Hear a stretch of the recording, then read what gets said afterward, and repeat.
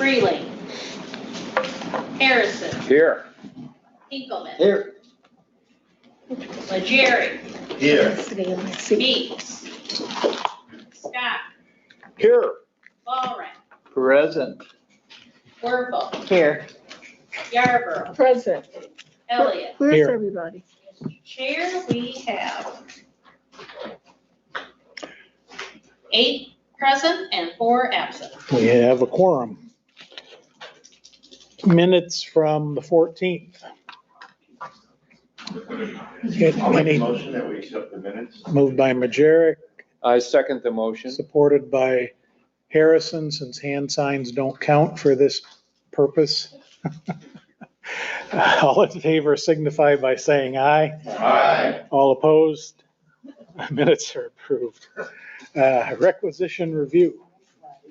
Good morning. I sent the requisitions out. You noticed that there was one on there that said pending finance. So Yes. Kevin is coming to talk to you today about this requisition. And if you're not okay with it, I will pull it off of the requisition list that will be approved at 10:30. But in order to hold up, not hold it up, I put it on here for just not for now. Okay. Does anybody have questions about anything else? No? Good. And that will change the amount too, so if it does get pulled, then I will have to pass it back around with a different amount on it. Okay, very good, thank you. Brian, do you want to head into presentations? Yes. Yeah, Warren's first. Okay, folks, Warren is going to go first. We've got a couple of presentations to run through. I've encouraged Warren to start with the jokes, so whatever he leads with, just give him a chuckle. Following Warren, we'll then move to Caitlin. We do have a lot to get through as part of committee of the whole. I've asked staff to move as quickly as possible, but Caitlin's presentation is on a fairly high dollar radio project. So with that said, we'll get started with Warren and then move to Caitlin. Here, maybe. Hang on 1 second, sorry, I gotta check. No, there we go, it's up there. Thanks. Okay.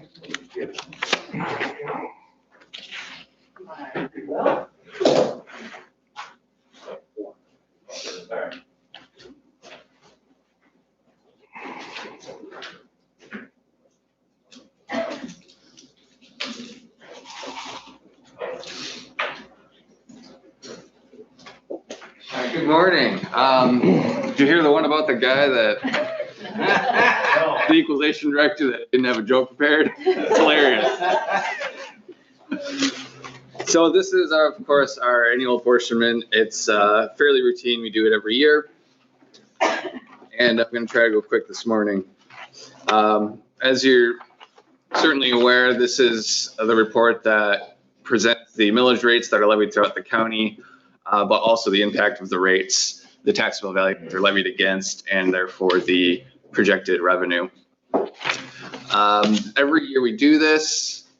It's one of the most pain in the neck things we do because there's some 200 plus different millage rates, and they're not all levied against the same type of property necessarily. They have different circumstances, different rules. So therefore the calculations for the rollbacks for said millages, it's an intricate, confusing web. So when I say 200 plus, it's a big undertaking, but we do it. 70 approximately various taxing authorities. That's your townships, cities, villages, school districts, libraries, and so on. And as always, I can customize this report in future years. So if you have any input on what it looks like and what's conveyed, let me know. The purpose of this is for you, the board, to approve the millage rates and nod your head that the required reductions have been properly calculated. I added some language this year to this presentation as well as the memo provided to you.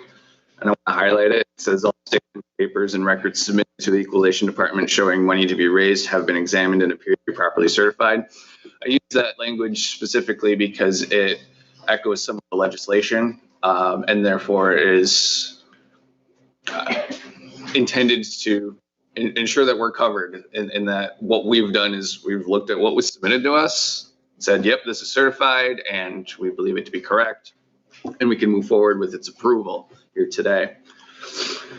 And this is an elaboration of that. We talk about it every year, but there's multiple reductions. There's technically 4 millage reductions. You've got your Headley rollback that we're all familiar with, your truth in taxation reduction, and then your truth in assessment equals truth in equalization. Those are technically 2 different rollbacks, but I've prepared at the end of this a little presentation getting deeper into millage rollbacks because it's a complicated, confusing question, and every year I struggle to explain it because it's hard to not over-explain. So I'm hoping that I can give some good context for that at the end of this.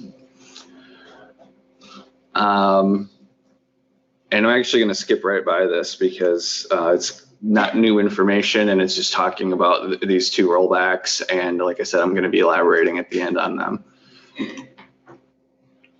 So here's a breakdown of our taxing authorities. I mentioned any tax collecting entity or unit within Berrien County. We have quite a few. And then the apportionment report itself, which you should have, it follows the same format that it has in past years. So it should be very familiar to you, but the pages 1 through 11, mills apportioned by the board, pages 12 through 17, that's the taxable values that the mills are levied against. And then I included a few different charts in there. This is just an example of one of the charts showing the millage rates by comparison for each local unit. And then 19 through 68, this is where the real meat of the report is. This tells you by unit the breakdown of the rates, the taxable value, and therefore the projected revenue or projected taxes. Commissioner Scott. One question. Usually you print these for us Yes. to hand out to the municipalities, but because of COVID and things like that, are you able to just electronically send these to the clerks or to the assessor or the supervisor of the township rather than? Yes. And once it gets your approval, it's going to go up on our website too. So it's an easy thing to just provide that link and everyone will have it at their fingertips. Oh, I'm asking, I've got 11. Yeah. It saves a lot of legwork, I'm sure.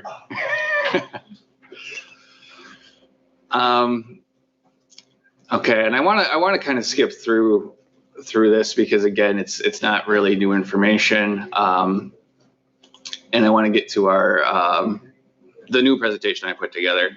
Any other questions on the routine part of this? All right.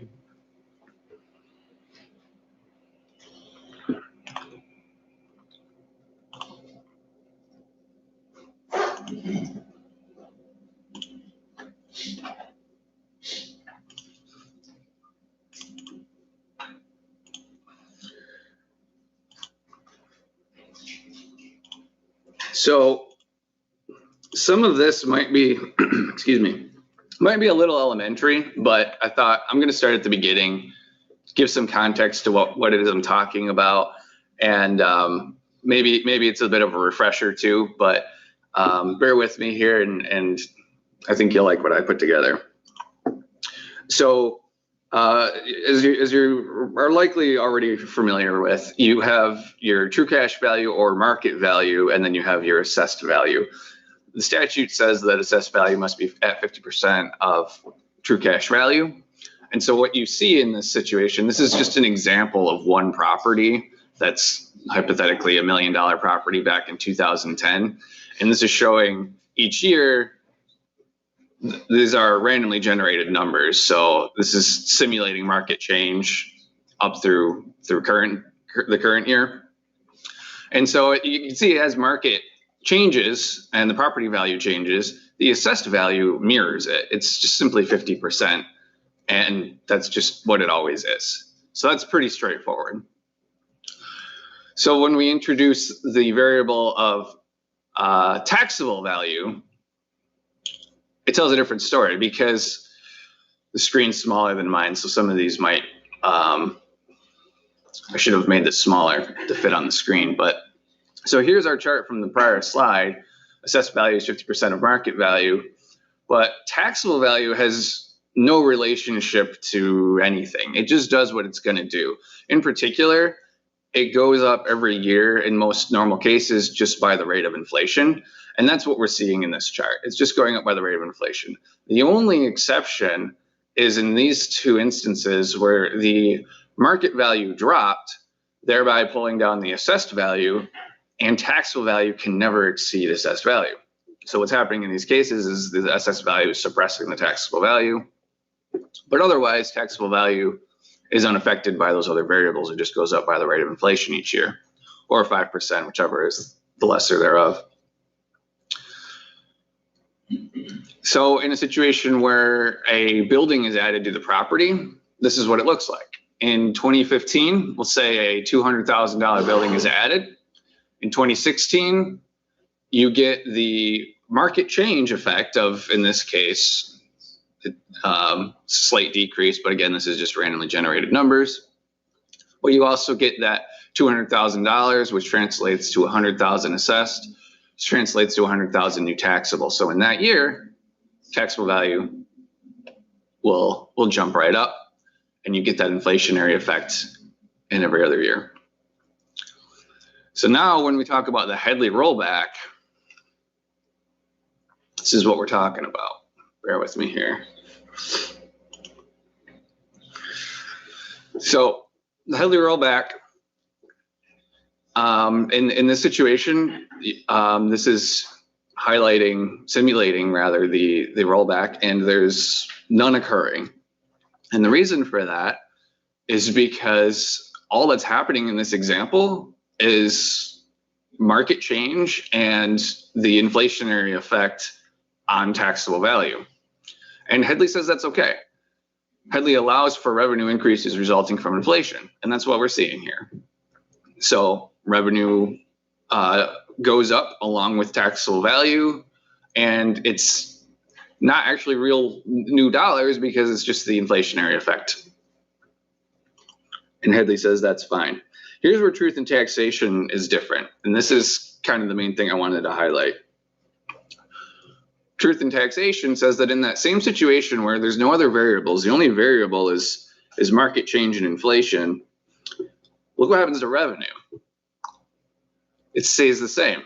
The reason for that is because even though taxable value is increasing and inflation is happening, truth in taxation requires that the millage rate actually be reduced that year so that your revenue will remain the same. Again, this is assuming there's no other variables besides the inflationary effect market change.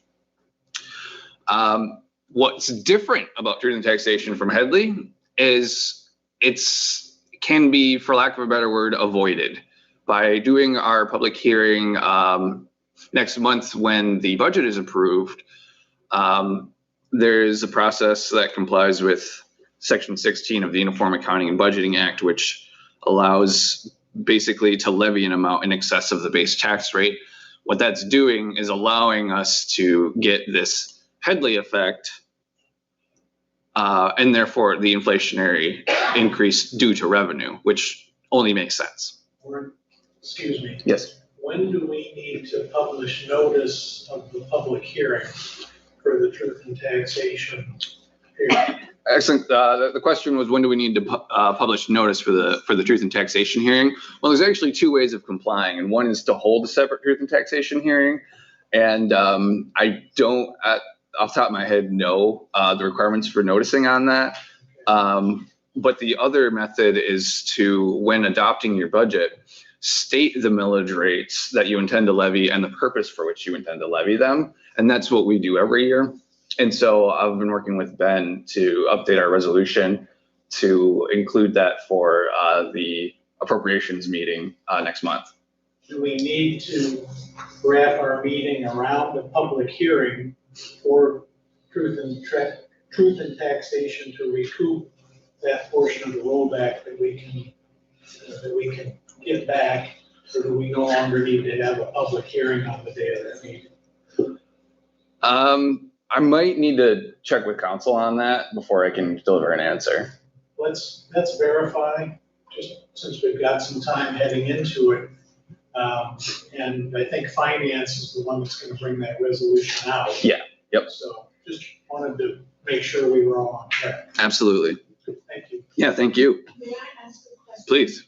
It keeps coming to me. Is Headley only Michigan or is Headley in the United States? Headley is Michigan. That is specifically an amendment to the Michigan Constitution that requires millage reductions under certain circumstances. Of course. And I'm going to show you an example of one such circumstance. So in this situation, well, let me rewind real quick. This is simulating the effect to revenue in the instance where that building was added in 2015. So of course, revenue will go up because there's more taxable value. The millage rate didn't change, but the taxable value jumped way up in 2016, and therefore the revenue increases proportionally. But here's a situation where Headley kicks in. If a property sells and a transfer of ownership occurs, you get that uncapping effect where your assessed value jumps up and meets your taxable value. So if it's sold in 2015, in 2016, the taxable value will equal the assessed value. So if we look at that with Headley, look at what happens in 2016. That triggered a rollback, which said that if you're going to collect more revenue due to value increasing in that way, you have to reduce your millage. But when we add another variable, I think this is my last one, and we add that situation where, okay, let's say a building was added in 2015 and the property sold, you still end up with an increase in revenue. Even though the millage was reduced that year, revenue goes up because you have more variables contributing to this than simply the uncapping. You've got the new property, you've got inflation and what's called taxable or Headley additions that come on from other sources. And that is exactly our situation this year. We had a rollback, but we're actually, the county still sees increased revenue because there's new construction, there's other variables. So it's, the rollback doesn't necessarily mean money is being lost. And that's kind of what I want to emphasize. And I'm anticipating this will be our situation again next year, but well, it's a bit of a lottery. We won't know until it's time. So anyway, I hope to give some more context to millage reductions and just convey their effects and why they're doing what they're doing. Hopefully that's helpful. If you have any questions, I'm happy to answer. All right. Well, I will get out of your hair and Caitlin's after me. Excuse me.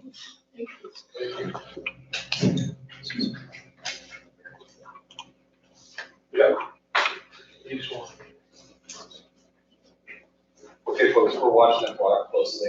Caitlin's going to get started in just a second. This has moved its way through the admin committee. A little light on admin, we got two. So Caitlin will be discussing 911 upgrades, 800 megahertz tower construction, and the various appurtenances tied to that project. I can tell you that over the last year, we've been having this conversation with admin, but it's also been an active conversation with the Fire Chiefs Association and other groups. The thing I wanted to stress is Senator Lasada's office was extremely helpful. We've secured a $5 million budget allocation that will be used to help offset costs tied to this project. No, I need to go. Just yesterday, we Out. received information from the state of Michigan Thank on how you. those dollars will funnel to us. It appears that it's going to be set up essentially as a community Why is it development not on fund. here? With that said, there's a ton of work that's tied to the use of a block grant And we've only had that for the last day, so we're just starting to wade through that. There it is. But the good news is that through the use of the block grants, we will have There we money go. coming from the state.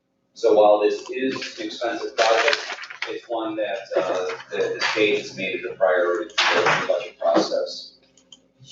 Caitlin, just give the highest sign when you're ready. I think we're good. Okay, thank you all. Thank you for that introduction. He removes this so that you can hear me a little bit better. Okay, a lot of this stuff we've been talking before, and I know we are on a tight timeline. If I'm going too fast, please slow me down. All right, so that was interesting. There we go. Let's move that. It's too fast. Apparently. Are we going to stay this time? So far, so good. Okay, so just a recap with our coverage enhancement that we've been working on. So the Watervliet Hospital Tower, that went live in July. And we've seen some great coverage enhancements from that. Then we have the South Central area that is in need of that two-way signal enhancement as well. So our solutions have been Motorola Critical Connect, which is that interface that allows the disparate state systems to talk to each other essentially. They're still in progress on that. It's not completed. There's promise that it's potentially going to be rolled out in the coming months, and they're working out the final details on that. But today we're going to be talking mostly about our additional infrastructure build out. So we've identified the need to add a 7th tower to our system. And the state is then going to require us to move from our multicast system to simulcast, which is just the technical way that the system is set up. But however, because of that, and that is because of the amount of towers and the frequency that's associated with that, that has a high dollar cost with it. So this is just a representation of the state system, how it's all interconnected. And then it's owned and maintained by the state, and it's very, they're security minded. This is our subsystem of the MPSCS, obviously in our county. And Watervliet there has allowed us to close the loop. So we used to be on what's called a spur line. So being able to connect up at Watervliet has allowed us additional redundancy. And both dispatch centers at Berrien up in Benton Township and then Niles City down in Niles do not contribute signal to the coverage. And this is showing you here that it'll pop out the new connections with Watervliet and then the identified site in South County. Oops, back up one, sorry. So with a lot of support from our local partners and our state partners, we sought out funding for the tower and simulcast project through requests through congressionally directed spending. Senator Lasada was instrumental in helping us secure $5 million in state funds for the project. And then our request for federal funds was amended in response to that to reflect the lower amount needed to fully fund the project, which had been estimated at $8 million. So we were contacted just yesterday afternoon to provide the information for the state, the Michigan Economic Development Corporation, by later in November. So we've already begun to move on that portion. And with Senator Lasada's office's help, they've informed us that due to our persistence on this, their persistence on this on our behalf, that they believe that we'll be towards the front of the line to receive disbursement. Because obviously the state is providing a lot of funds this year for different projects. All right, so what you're seeing here, I know you've seen these maps before. So it's the computer modeling of the signal coverage. On the left is now our existing with the multicast. So anything that's in blue, this is from a portable radio on your hip. So the blue or purple color there, that's going to be in-building coverage. And then the green is additional for if you're out in the street. So anything that's lighter color doesn't mean that there's no coverage. It just doesn't have that 95% reliability that the others is guaranteed for. So Motorola's team has quickly turned out a formal proposal for us, and they've been working very feverishly with us to finalize that contract between the corporate councils. So due to some challenges in that effort, they have extended the pricing incentive from October to enable our teams that a little bit of extra time to finalize the contract and acquire board approval to move forward. So the list price of the project, I feel like I need a drum roll, is $9,837,566. With state contract pricing and the extended October incentive, which is a discount of over $2 million, the price comes down to $7,797,255. So it's imperative that we move quickly on this due to the long lead time on equipment and materials, the length of time that the project is going to take to complete, which is about 18 to 24 months, and then the rising costs as a result of materials and decreases on the discounting. So what's included in this proposal? So it's an 11-channel, 7-site simulcast. In addition, then we would have the new tower built and dispatch radio equipment to complement the system. So the site, as you can see there, down south central portion in Buchanan, it has really good elevation in that portion of the county. And of all the sites that we've looked at, it actually had the best coverage modeling. So in going through this, as we were searching for a tower site, we were also facing these other challenges. The dispatch center at Berrien is located purposely next to the Sheriff's Department's Office of Emergency Management, and we work together in planning and emergency response. So with the pandemic, of course, our eyes were kind of open to the fact that we've outgrown our backup at Niles Dispatch, which you can see in the top picture there on the left, especially for an extended period of time. So we've had multiple instances over the past 18 months in which it would have been beneficial and almost necessary to bug out to go to our backup center. That included pandemic cleaning, splitting our workforce for health reasons to try to keep them separate, water main break in our building, and a potential safety threat just within the past month. Luckily, none of those instances, it became absolutely necessary for us to leave. We were able to stay in a safe location where we were, but it would have been very challenging had we had to move. So also our commissioners have seen a need for a primary dispatch space to expand due to our workforce expansion as a result of consolidation and operational needs, and especially to allow for greater spacing as a result of the health concerns. EOC is also required to have a backup operation and has been searching for a solution. So these identified challenges in concert with the push for increased radio coverage have converged as a really great opportunity for us to create greater resiliency and improve service for our citizens and our responders, which include our telecommunicators. I know this is a little bit of levity, but our 911 professionals and our emergency management operations need support in doing our jobs as well to help others.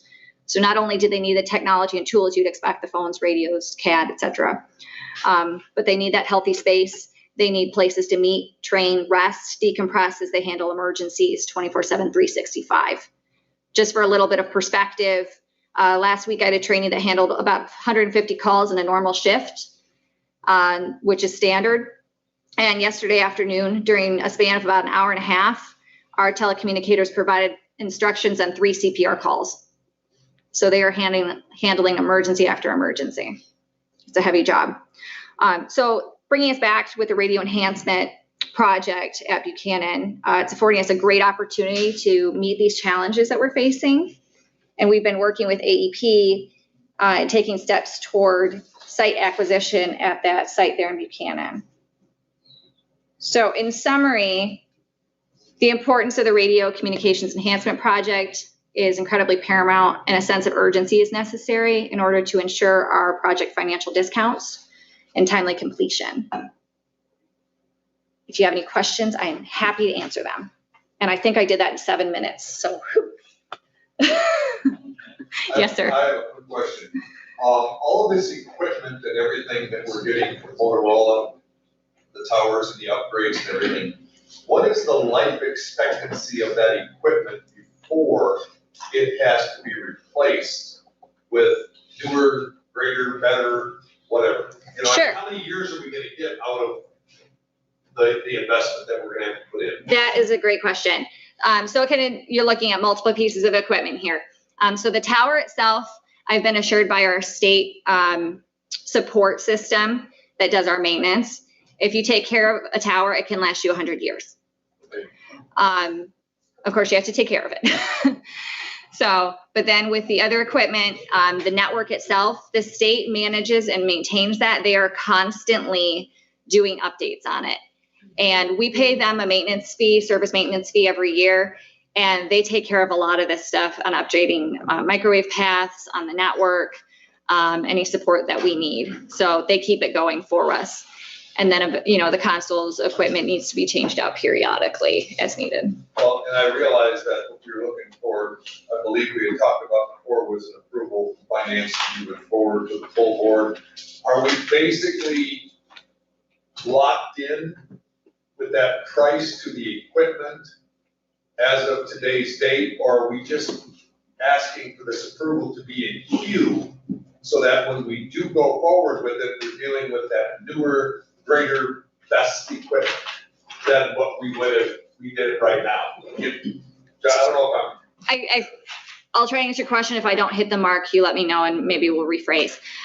So the price that we've been provided with now is incentive pricing and includes the state discount. So we need to move fast in order to secure that pricing. That's also important for the timeliness of getting the project done. We have this need down there, and so the longer we push it out, the longer it's going to take. We've seen prices increasing substantially and delays on equipment being able to be brought in as well. So there's a number of different factors there. So they've extended the pricing for us because we couldn't make it happen, get the council reviewing all of the contract immediately this week. So they've extended that through next week. If we surpass that timeline, the price is likely to go up. Can I follow up on that? Thank you. So what we'd be looking at is an authorizing resolution to be brought forward to next Thursday's meeting. In between now and then, we'll be working with our council and Motorola's council to finalize the contract agreement.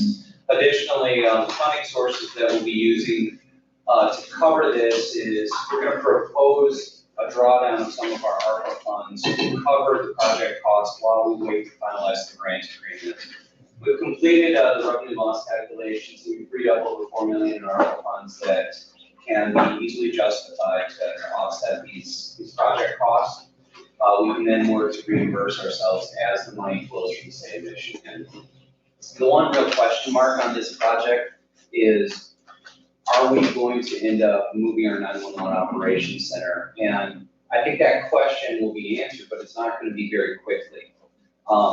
My recommendation is that we proceed into the contract agreement knowing that there's a little bit of flux in where the tower will be built and where the 911 operators will eventually be located. We're actively looking at a site in the Buchanan area. We have Pearson Construction doing some cost estimating. We have Bob Wagner doing some appraisal work to determine whether or not that site acquisition absolutely makes sense for the county. In the last week, our admin committee has toured the site that we're looking at. My intent is, as we get firmer information from Pearson, from Wagner, I'll then have a presentation for committee of the whole, showing everything that we're looking at for possible new home for 911 and for emergency operations. That's, I would anticipate we're probably another month or 2 months out before we've got real firm numbers on construction costs and site upgrades. But with all of that said, the thing that has me a little bit concerned is just the loose conversation I had with Caitlin and our rep from Motorola. Water leak site, these are rough numbers, but we've completed it just in the last year. Roughly, Caitlin, $750,000. On the water leak site, yeah, it was like 670,000. So we got that project completed, and then if we were paying for water leak today, I think we're at like 1.1 to 1.2 million. The prices have about doubled, is that correct? I won't speak to that, but they have increased substantially. Yeah. So that's our reality is the longer we wait, we're just ensuring that the price on this project will go up. And just a little bit of background, a little bit of history. When I first started, one of the first meetings that I went to was the Chiefs Association meeting, where we listened to a couple of chiefs from the southern part of the county expressing a high degree of anxiety about radio coverage near Berkshire Township. That issue remains. That issue is likely to plague us until we get this tower project completed. And so this is one that I fully recommend It's going to ensure that we fix some of our coverage issues quicker. It's going to ensure that you're getting the best price possible. And then really the cherry on top of this is the state of Michigan has stepped up in a big way to help offset a major portion of the project. No action is needed right now, but our intent is to bring forward an authorizing resolution next week. We'll happily answer any questions. With the fire departments, where are they at with their conversion of radios and that? Are we getting some good rhythm and action out of them? So we're getting closer. They are all now on 800 paging. Okay. So we are no longer paging off of VHF for fire. We are still paging for SMACUS ambulance, which is down in the area. And one of their complaints is coverage. And then we're paging for Pride Care currently. As far as their response, a lot of them are still using VHF for response. They did get the FEMA grant, the Assistance to Firefighters grant. And so they are purchasing their radios, mobiles, and portables. Mobiles are from internal funds for them, and then portables are through the grant. And they're waiting on the state on a lot of those cases to get that programmed. They're just making those acquisitions now. Like at the last fire chiefs, speaking to your point about the need for the coverage down there quickly, our toning it's being kind of hindered by the fact that they don't have great coverage. Yeah. So we're having to almost double our work in order to provide some extra assurances that they receive their information. So just to make clear, we will stop supporting VHF in 2023. No, end of next year. So beginning of 2023. I think y'all get it. We're gonna stop supporting VHF. We need to boost the signal at 800. This project makes sense. And before we wrap, I've already said this, but I'm gonna just repeat it. Caitlin has done all of the legwork on the conversations through Senator Lasada's office, bringing forward our need to the state budget. So we've already said thank you to Senator Lasada. We're gonna keep saying thank you. But the comment I made to Caitlin was she didn't hit a home run, it was a grand slam. Just picked up $5 million to help the project costs.